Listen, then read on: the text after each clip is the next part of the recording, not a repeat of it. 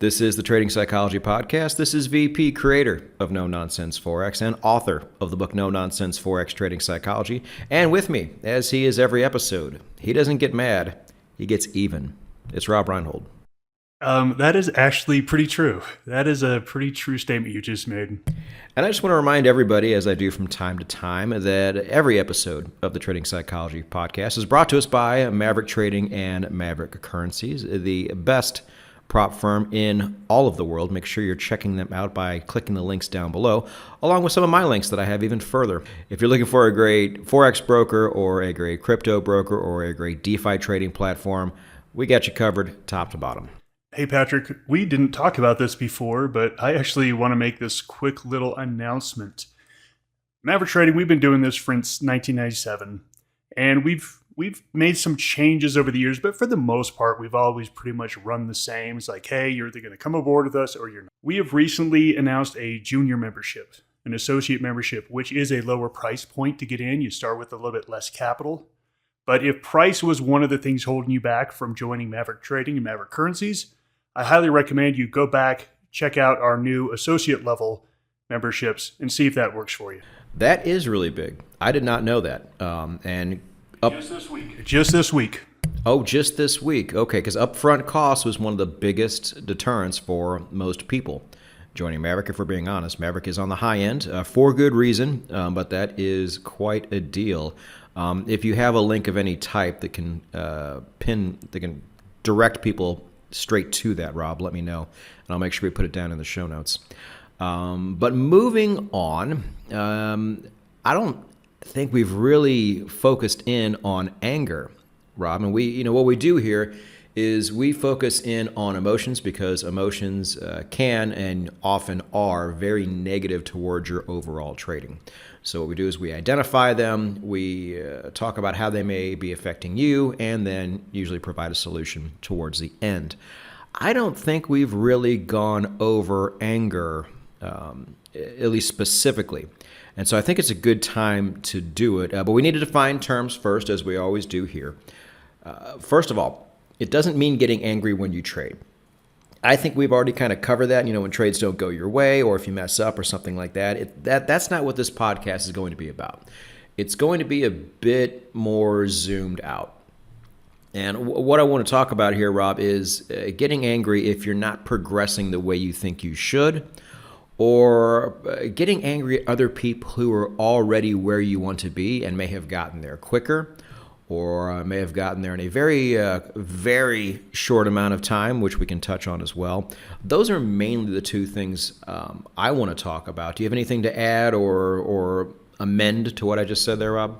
I would just like to add that everything we talk about in this podcast is about how to stay in your prefrontal cortex. Your prefrontal cortex is where you make logical and reasonable decisions. And everything that comes up in trading psychology is about emotions. And we talked about this in the very first 1, 2, 3 episodes. We talked about how we always hear these things called, anger. We've named this thing anger. Do you know what it actually is? It's chemicals swirling in your brain that are there for a reason to make it to where you no longer use your prefrontal cortex that takes about 4 seconds to spool up. And you start to use some of your other parts of your brain, your primal parts of your brain, that make decisions instantly. So I really want to get deep back into the chemistry of emotions and make you understand that, okay, everything you do is an reaction of these chemicals in your body. The only way we can have a chance is to be self-aware and to realize, these emotions, these chemicals are going to cause me to have negative reactions that are going to be harmful to my trading results. You need to figure out how to limit those, how to manage those, and how to handle those. That's the hardest part of being a trader. The charts are a piece of cake. This is where all the work is put in. Yeah, so I was inspired to make this episode by an email I got a little while back. And of course, I will not mention their names. I don't do that. But they said, they kind of asked me, how do I deal with this specifically? He didn't want to bring this up to anybody else. But he said that he gets really angry that certain people are successful traders and he is not. And people are making prop firms, which has always been his dream, and he has not done it yet. And he feels like it's getting in the way of his trading. So what should he do? And now usually if somebody asks me a question, I just try to answer them back and kind of be done with this. But I wanted to dig a bit deeper into what was going on here. And so we'll get into that in a moment. But one of the things I said is the first thing is to stop getting upset at successful people in general. That is a hater trait. Haters do not make money. Now, I don't know if that is the direction he was going with this. I don't know if successful people generally make him upset. But I told him, first off, make sure that this is not the mind frame you're in. Successful people should motivate you. On top of that, especially, and I hate to say this, in the Forex world still, a lot of people who you see, for example, getting interviewed on some of these podcasts and especially some of these YouTube channels, some are way worse than others, they're not successful traders. They're either lying or they caught lightning in a bottle somewhere and they did really well, and now they have money for the first time. And like an idiot, the first time they get money, they get rid of it by spending it on silly things, and now they have these silly things and they want to talk about those silly things. And that makes people angry. They're like, well, how did this guy in 1 year or 2 years go from zero to super successful, and now he has, this really nice car and this nice watch and all this? One, most of that is window dressing. Most of that is probably fugazi. I'm not going to sit here and say that all of them are, because that's me being a hater. That's me saying that this cannot possibly happen. However, I will say that I really, really doubt it is at all sustainable. You just can't have that level of crazy lightning a bottle success all the time. I would love to see them check in with some of these people a year, maybe 2 years later. I bet you the story would be a bit different. And Patrick, let me jump in and also talk about this. If you were to take all of the successful traders, again, verified successful traders in the world, and you plotted them on a dot plot, you would get a regular distribution of, 68% of the population is within one standard deviation of the mean, 95% was 2 standard deviations. You are always going to have the 2.5%. Again, this is 3 standard deviations. That's going to be 2.5%, so half of 5%. 2 standard deviations above the mean. Those people are going to happen, and it's just the same thing as the lottery winners. You take all the people that played the lottery, you're going to find out some people won a little bit, some people won a moderate amount, some people won a ton. But for the vast majority, again, it's just going to be the bell curve. So when you go out and you see these people who are maybe at the far end, above 2 standard deviations of the mean, yes, there is something about them that got them there. And yes, they probably had a bunch of luck along the way. But understand that there's lots of successful people a little bit below them and even more below them. So I wouldn't hold anyone up as an idol who has made it, because again, you're always going to get those lottery winners. That's just part of the standard deviations. Really, you want to just focus for what you can do, which is be in the media end of the curve where you're profitable. Maybe you're not driving Ferraris or Lamborghinis, but you're right there. That's a much healthier place to shoot for. Right. And again, I wasn't putting this on the guy who emailed me, but I do know that the reason why a lot of these podcasts and YouTube channels are as successful as they are is because this actually is people's dreams. And I think the majority of those people are quite young. They're very heavily influenced, especially by Instagram nowadays. I think that particular archetype of person is now so coveted. The person who looks really good and drives the nice car and has enough money to do whatever they want. There's such outliers, but this has all of a sudden become what a lot of young men especially want to be. And we could do a whole other podcast on just how foolish and unrealistic this is, and how that is not a path to happiness. But if that is for you, just understand that you can feel however you want to feel, but this business is not like that. This business at the real successful levels does not churn out people like that. They churn out a very different type of person. This person is very disciplined. They probably don't spend a lot of the money they make. I can't speak for some of the people, at the very top levels of this game, Rob, but I will bet you that this is probably a bigger problem than we understand, especially now with the levels of social media that we have. Yeah, the high earning traders that I personally know are very humble. And look, I know you get the loudmouth jerk every now and then that does have the track record and likes to show it off. But for the most people with real big accounts, they keep that really quiet and to themselves. Yeah. And once you get the battle scars in this game, that it's not a quick path to success at all. That part is completely unrealistic. And catching lightning in a bottle is not success. It's like you said, Rob, it's luck, nothing more. And it's not sustainable. So I guess this is our long way of saying, just get that part out of your head immediately. But back to the anger part of it. Anger can, in my opinion, be a great motivator, depending on how you're using it. How we just described, no, that's a terrible way to use anger. But if I can say, at least in the broadcasting space, Rob, that as a YouTuber, I would see people making very basic price action videos that really brought nothing to the table, and the Forex world just gobbled them up. And I'm like, what? It made me angry that this type of material was getting the attention it was getting. But at the end of the day, I wasn't mad at the guy. I was almost kind of, in awe of the guy who got up every day and put that material out there. I'm like, you know what? I need to do that, but I think I can do it in a much better way. So that anger really motivated me more than anything. But don't get me wrong, it was anger.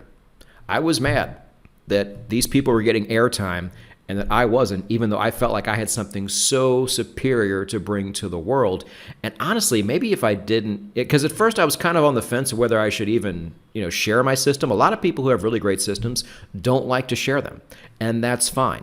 And I was really on that fence. But once I saw what was going out there in the media world, I really felt like I had to make that move. So Rob, did you have anything like when you were younger, maybe trading or before you started the firm, that motivated you to either take your trading further or motivated you to start the firm based on what you were seeing in the past, and something that might have really rubbed you the wrong way and you felt like you could have done a lot better?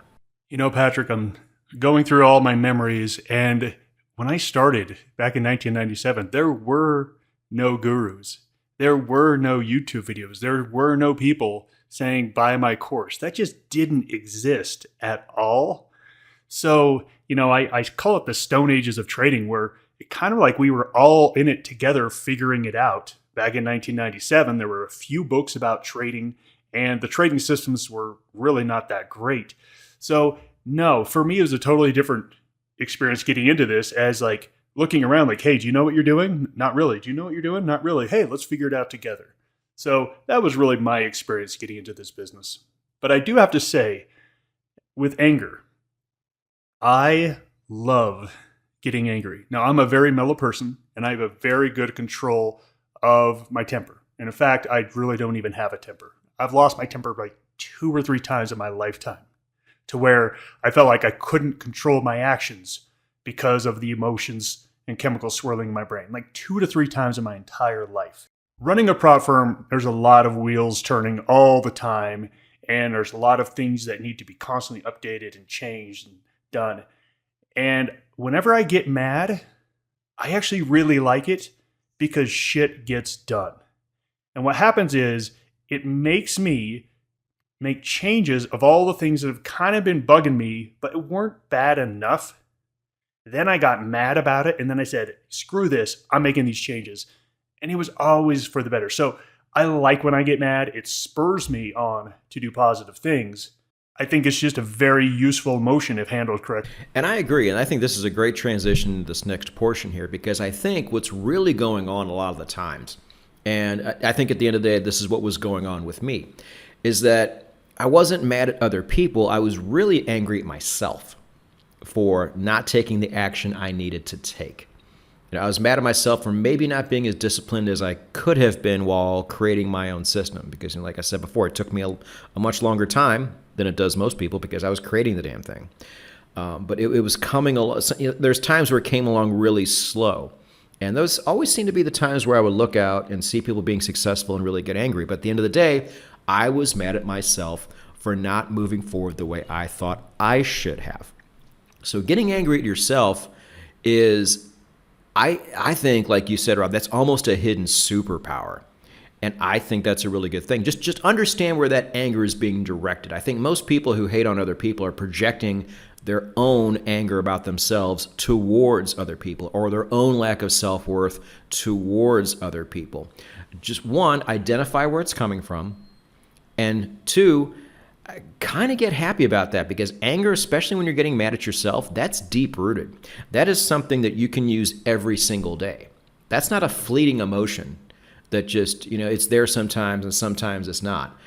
If you have a deep-rooted anger in your lack of ability to get things done, I mean, as long as it's not manic, or way over the top, I think it can really, really work in your favor.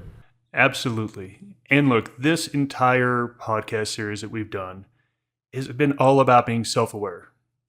Your chemicals in your body, you think you're in control. You think you're making rational decisions. You're not. The chemicals swirling in your body are going to alter the decisions you would have made had you not had those chemicals. To just be self-aware that you have them is like 90% of the battle of trading psychology. Just to fully recognize, oh, I really need to be watching out for these emotions or these thoughts. And I've told this story before. I used to have all of these stickers around my computer monitor that basically had all the negative thoughts. Like, hey, if you're thinking this to yourself, here's a sticker that says, "Don't be an idiot. Don't do this when you think this." I would write that stuff on my monitor, so I'd have to look at it and be like, "Oh, that's what I'm feeling right now." Like, "Oh, I want to average into a losing position. I want to double up on a losing position." Well, that feeling, it wasn't a rational thought. It was an emotional thought. Even though I thought it was rational, it was emotional.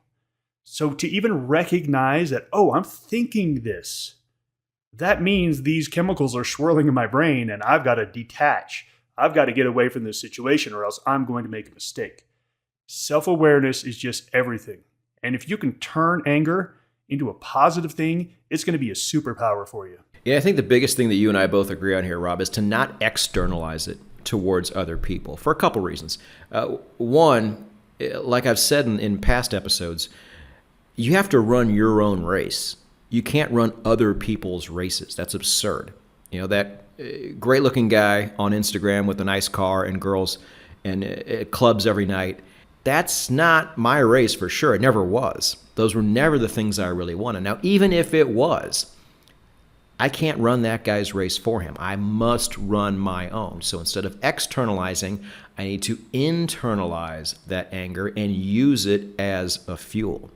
That's really where I think this comes into play. So if you're feeling anger in your daily life because of your lack of success or because of somebody else's success, which you feel is undeserved, one, that's completely normal. I don't think I'm talking to a dead audience here. I think this is pretty common out there. Two, this can really be something useful that you can internalize and use every single day to motivate you, because let's be honest, the majority of us lack motivation on a daily basis. Your average person is tremendously unmotivated. So use whatever's there. It might already be there, and you might be able to use it. Now, Rob, to kind of wrap this up, what I later found out about this person, if you want kind of an epilogue here, is it was absolutely this person's fault that he wasn't successful. He had back-tested one system that he liked, and was trading with it and just was not currently successful with it. He did it all of one time. And I think he had been doing it for under a year. The whole thing, back testing, forward testing, all of it. He was very new in all of this. So he had a very unrealistic time frame, which a lot of people do, I've noticed. I've had people come back at me and say how much my system doesn't work after like 1 or 2 years of testing and trading. I'm like, well, okay, that's not the shortest amount of time, but that's not the longest amount of time either. And how are other people successful with it and you're not? I would like to know more. So with this guy, I dug further. This person was also not keeping a journal. And you and I have talked probably every other episode in this entire podcast series about how keeping a journal is critical. He wasn't doing it. This person was also young, which I suspected. He came from a successful family, which I didn't even have to ask him. He told me that on his own. And he was American, which, we just have a cultural system where there's a lot of pressure, especially on young men, to be successful. So after I found all of these things out, this made a lot more sense. And I was much easier able to kind of diagnose his problem, the best way I can as a non-professional, and tell him what he should probably do. What would you make of what I just said right there, Rob? Does it kind of make a lot of sense now? Because there's a little bit of mystery there when I first got the email, because I just didn't have a lot of information. But as I got more, it started to make all the sense in the world. Yeah, that definitely makes sense to me. And the biggest one is when you said that they did not keep a journal. And in my thought, I said, oh, this person still thinks this is about the charts. Because if you don't keep a journal, because a lot of times people say, oh, I don't want to keep a journal. I can just download my trading statements and that's my P&L is my journal. Boy, if you have that thought, and I'm going to challenge anyone listening to this, if you don't have a journal because you think, what's the point of my journal? I already know my P&L. I can already download my statements. I can already tell you, you don't get this game. You just don't get it. Unless you run a fully automated system. If you run a fully automated system, okay, maybe you don't need a journal. But if you don't run a fully automated system and you think you don't need a journal because you've got your P&L, boy, you don't get trading yet. And you're probably still making some mistakes and you can't figure out why because, hey, the charts are charts. No, you have to keep a journal because that means that journal is there to keep you rooted, keep you focused on your system, keep you disciplined. That's why the journal's there. Who cares if you've logged in your trades or not? Who cares? What's more important is, are you treating this like a business? Are you serious about it? Are you disciplined? And are you willing to pay the price? And then are you learning from your mistakes? So that one right there, not keeping a journal, to me, it was just, of course it failed. Yeah, I just want everybody to know, too, that success is far from guaranteed in this business. As a matter of fact, that the margin of success is absolutely tiny. Most of you are not going to make it, and that's just how it is. But the people who get the most angry at me are people who have actually put in time, and it still hasn't worked for them. And they'll come on and say, I did everything you said, and it's still not working. And therefore, A, B, C, D, E, and F. But it's interesting, when I dig a little further in, it just goes to show that some of these people aren't even doing the most basic of things. So let that be a takeaway if you are yourself a no-nonsense Forex trader or whatever system you're trying to follow. Make sure you're doing it as to the letter as you can, at least at first. You can make modifications later after you have successfully traded this way. But I'll also say, to end it here, that some of you maybe don't get angry at things like this. You don't fall into this category, and that's fine. There's going to be a handful of you who don't. What I will say is I just received this past week an email from a trader who just ended up joining 2 prop firms, not 1 but 2. And he wanted to be on my testimonials board because if you don't know where this is, it's nononsenseforex.com/testimonials. He would look at all the people who had become prop traders by trading my system, and he would look at it all the time because it would motivate him. And he said, one day I will be up on that board. And this week he is. I just put him up. So good job. You know who you are. You can go see who this is on the board if you want. But that is another way. If you don't have a lot of anger in your heart and in your soul, that's fine. You know, I envy you because I do get it from time to time. But you can really use the success of others to also as that fuel. If you don't have the superpower of residual anger, you can also use other people's success as motivation. And that's kind of the last thing I really wanted to leave everybody with. Do you have anything to close out, Rob? I really don't. You know, as I said earlier, anger's not really my thing. And, you know, the few times I've felt anger, I now use anger to channel positivity and make changes of things I've known it needed to be changed, but I was just in a comfortable place at the moment. So look, use it. It's going to happen. You can't fight it. And look, not just this, but some people are simply more prone. I have a brother who has always had an anger issue. It has hampered him through his entire life. Now, if he was listening to this, I doubt he's going to listen to it, but if he is, he will be nodding his head. He's like, yep, you're damn right. That's exactly what's happened. He's now in his 50s, and he's really starting to get control of it. And his life is flourishing after getting control of it. It's been a real struggle, and I've always looked at him and said, wow, I'm so glad I don't have that battle to fight. I've got my own battles, but that one's a tough one. We're all on a spectrum from not very angry to very angry. You are where you are. It's genetic. It's genetic. I'm sorry. There's just no way to change that.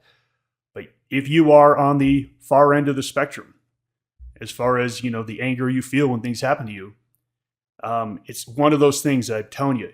Yes, for trading, it'll help you in your trading, but oh my goodness, it'll help you in your life.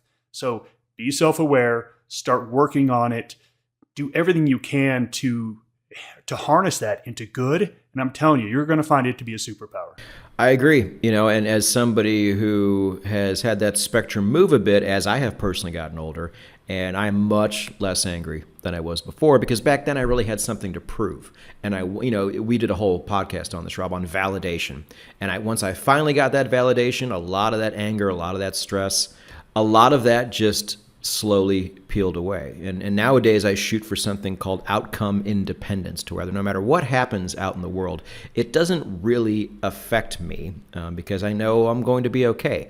Now, getting that validation and also achieving a level of financial freedom also goes toward that. So if that's going to be your motivation too, and you want to get rid of some of that anger, it will go away once you get there in part. You know, like Rob said, some of it might be genetic, but some of it is where you are in life and how things affect you. There's an old saying out there that says, when you're poor, everything's a crisis.